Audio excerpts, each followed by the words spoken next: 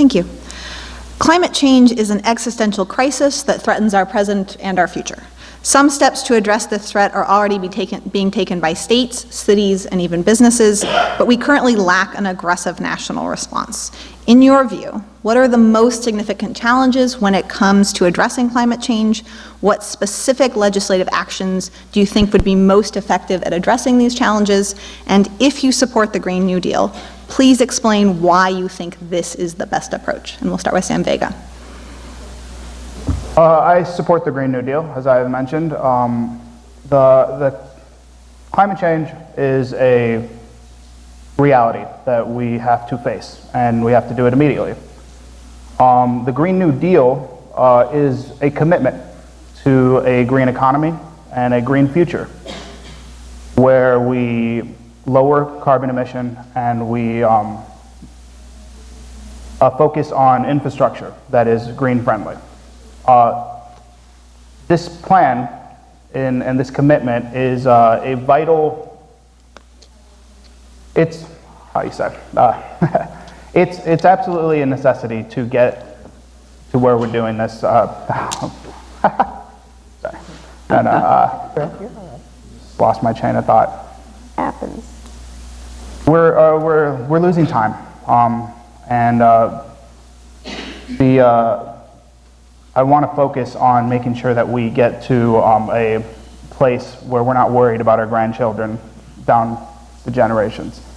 So focusing on making all of the things that we could possibly do and making all of our energy sources not come from the greedy fossil fuels. That's where we need to go, and we need to not get bogged down, I think, so much by the details, but really focus on aspiring to a clean world, because we can't wait any longer, and we've allowed for this rampant breakdown of our planet just in the name of greed, and we need to fix that system. John DeGan? Yeah. So let me just first say this is difficult to sit here and answer lots of questions in front of a big group of people, so I feel the same. Yeah, I get you there. So as a scientist, I took whenever I approach a problem, I look at the data first, right? The data is pretty clear that anthropogenic climate change, man-made climate change, is a real thing. It is an existential threat to our way of life. Not to the Earth. The Earth will be fine. We just won't be on it.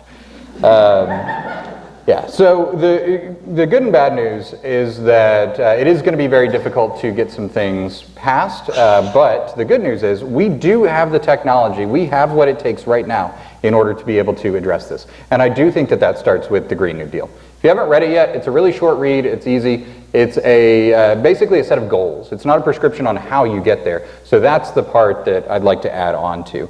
DFW International Airport, right down the road.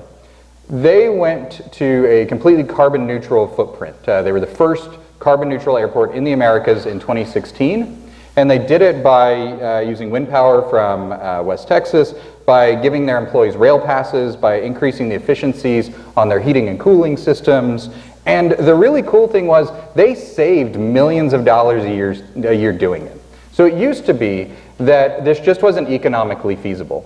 Now it's not economically feasible to not do these things. We can save so much money, we can clean our air, and we can lower those asthma rates that I talked about before. Richard Fleming. Climate change is real.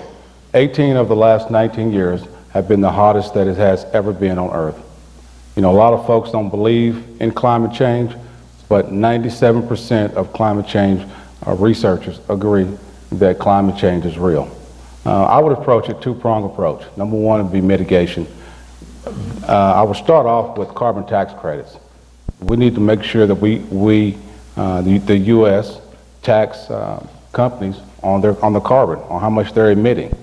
And a lot of the major corporations, some of the Fortune 500 companies, they're already charting down how much carbon they're using, because they know that it's coming down the pipeline, that they're going to start paying for the carbons that they're emitting in the air. So it's coming. And then next, we need to incentivize our corporations to come up with more carbon scrubbing ideas.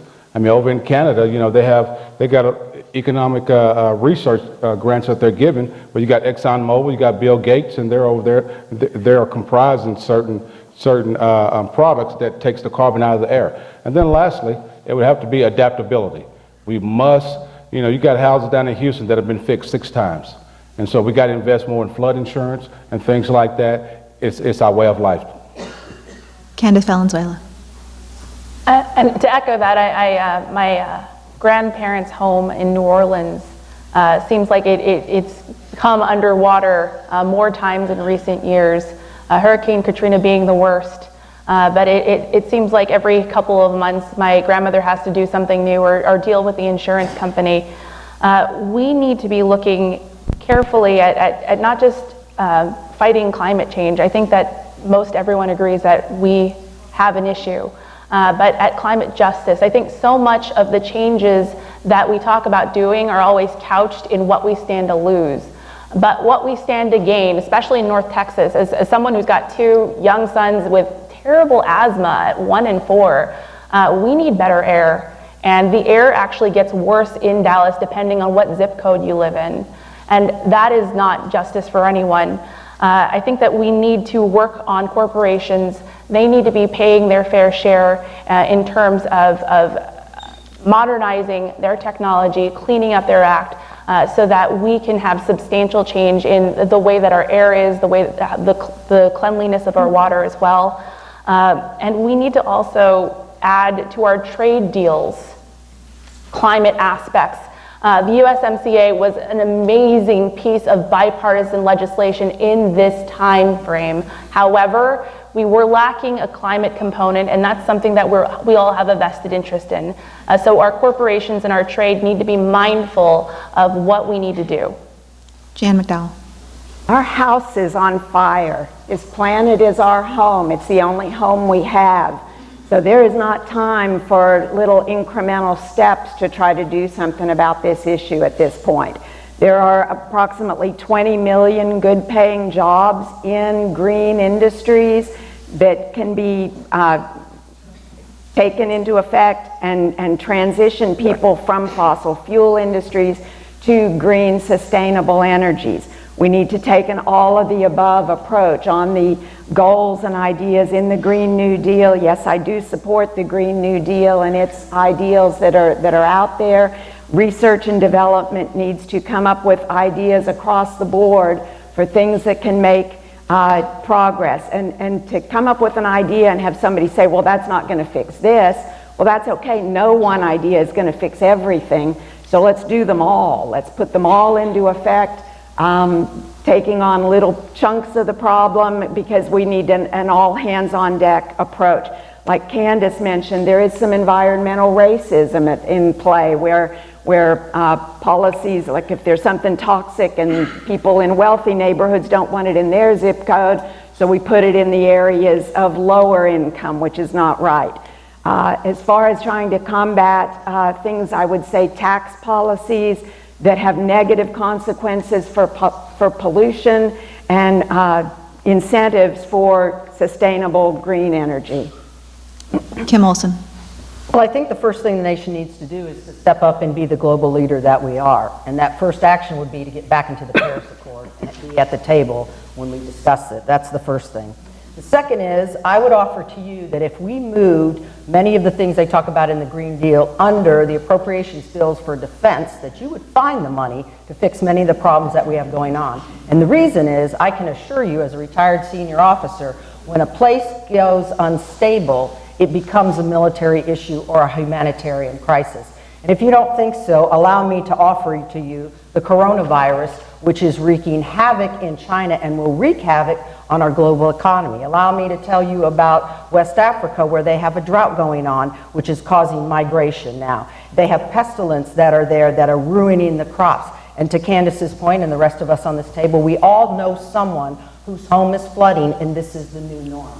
So I think it's important we do real things to help tackle this. And the final thing is, within our farm bill, you could pay farmers to put cover crops on all the barren soil like they're trying to do in Iowa, so that soil can be the healer of our planet, because when you have something green in the soil, it sequesters carbon. It is the best heal for what is going on in the earth today.